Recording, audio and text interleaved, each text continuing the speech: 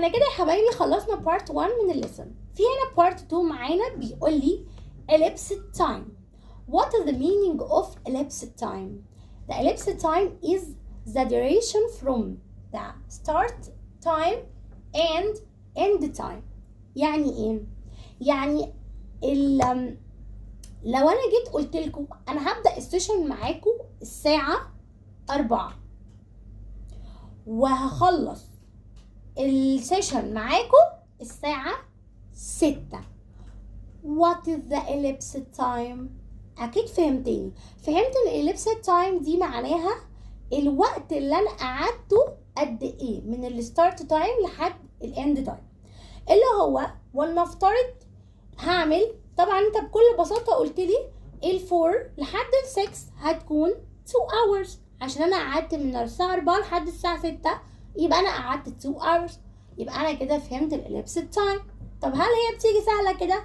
أكيد لأ، بيجي سؤال بيبقى أصعب شوية. يعني مثلا يكون عندي الستارت تايم بيبقى الموضوع أكبر شوية بالمينتس والأورز والكلام ده، والإند تايم أهو، يعني كأني بقول لكم أنا جيت عندكم سيشن الساعة 2 and 45 minutes ومشيت الساعة 5 and 55 minutes. أنا عايزة أعرف الإليبس تايم، يعني أنا قعدت عندكم وقت قد إيه.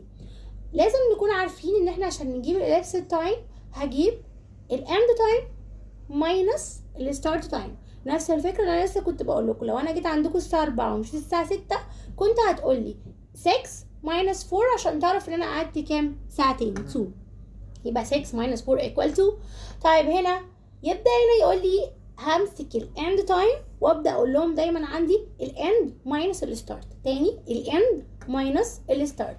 يعني انا هجيب الاند تايم الاول، هكتب كده 5 and 55 minutes، هعمل له ماينس لل 2 and 45 minutes وابدا اطلع اجيب الانسر. وهعمل المينتس ماينس المينتس الاول، واحنا عارفين ان احنا واحنا في الماينس بنجيب فروم رايت. هقول 55 minus 45 لازم تتاكد الاول ان هو ينفع، يعني 55 ينفع اشيل منها 45 يبقى هقول 55 minus 45 5 minus 5 equal 0 و 5 minus 4 equal 1.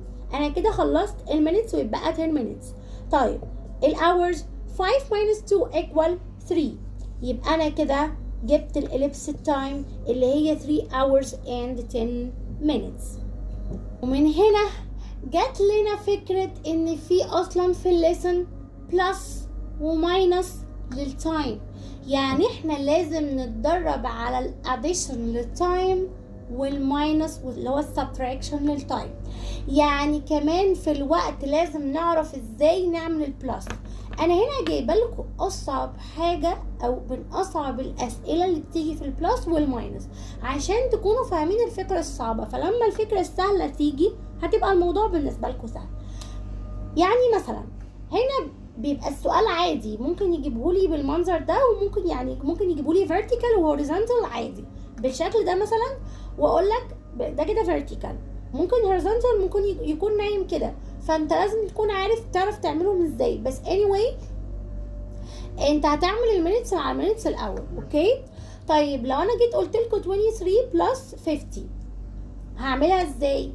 3 بلس 0 equal 3 و 2 بلس 5 equal 7، عادي جدا كده انا عملت المينتس. طب والاورز هيبقى معايا 4 بلس 3 equal 7. ومن هنا تيجي المشكلة اللي عندي ايه بقى؟ اني انا مفيش حاجة اسمها عندي المينتس تكون 73، هي لازم تكون ما تعديش ال 60، يعني ما توصلش ل 60 اصلا. ليه؟ لو خدت بالك لان ال1 اور فيها 60، فلما اجي اقول لك انا ذاكرت 60 minutes، طب ما تقول 1 اور. يبقى هنا اول ما بتوصل لل 60 بنبدا نحولها للاورز. فبمعنى او هتسال نفسك ممكن اسيبها كده، ممكن تاخد نص الدرجه، مش هينفع، لازم تحولها. يعني هل ينفع اقول 7 hours and 23 minutes؟ لا، انت لازم تحولها. بمعنى ازاي؟ انت يا minutes عديتي ال 60، طب والله لا اشيل منك 60. تاني، انت يا minutes عديتي ال 60، طب والله لا اشيل منك 60. اشيل منك يعني هشيل منها 60، كأني بشيل hour كاملة. فهقول minus 60. يبقى 3 minus 0 equal 3 و 7 minus 6 equal 1. طب وال 60 اللي احنا شلناها دي اللي هي ايه؟ عبارة عن ايه؟ 1 hour. فتروح لل 7 تبقى 8. يبقى انا كده ما اسمعش بقى ذاكرت 7 ساعات ومش عارفه اكمل، لا انا ذاكرت 8 ساعات وكذا. شفتوا بقى احنا عملنا ايه؟ احنا اول ما المينتس تزيد عن ال 60 هروح اماينس منها 60. اوكي؟ طيب هنا نفس الكلام، هبدا اعمل بلس المينتس مع المينتس والاورز مع الاورز. 30 بلس 40 equal 70.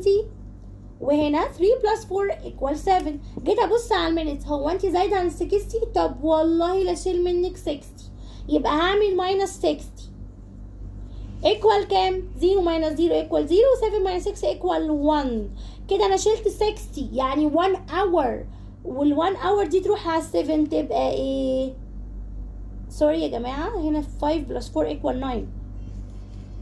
يبقى هنا ال 9 دي ازود عليها 1 اللي بتاعت ال 1 hour، يبقى هنا 10 hours. يبقى هنا 10 hour and 10 minutes. يلا بينا ناخد على الماينس، ونفس الفكره اللي احنا بنتكلم فيها ان احنا هنعمل المينتس ماينس المينتس وال hours ماينس الاورز.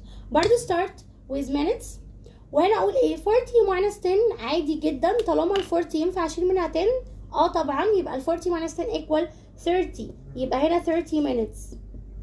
طب والاورز 9 minus 2 equal 7. بسيطه اهي. ناخد بقى الاصعب اللي انا بكلمكم فيه، ان انا دايما بجيب لكم وبحب اجيب لكم الاصعب عشان ما تقوليش ميس ايه ما جابتهاش.